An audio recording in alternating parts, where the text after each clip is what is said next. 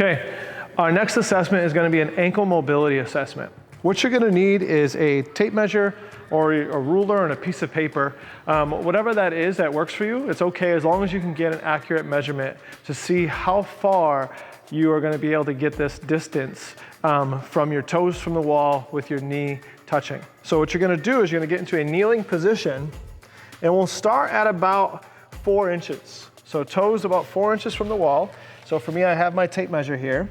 I'm going to get a kneeling position, and then all I'm going to try to do is touch my knee to the wall, okay? Now, if I can do that without my heel coming off, then I'm going to try to scooch it back a little bit. Now, if my heel comes off, let's say if I'm here, and my heel comes off, I'm going to move it 1 inch closer and touch, okay?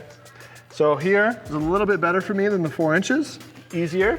Then from there, I would switch sides. I'm looking for that. I'm going to start in the same point. Much easier, okay? So what does this tell me? My right ankle mobility is not as good as my left ankle mobility. So my right score would be a 3, with my left about a 4, okay?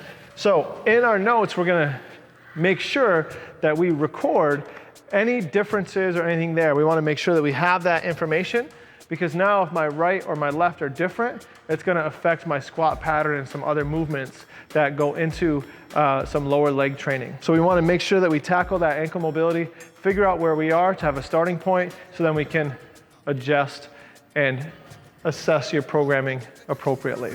That is our ankle mobility test.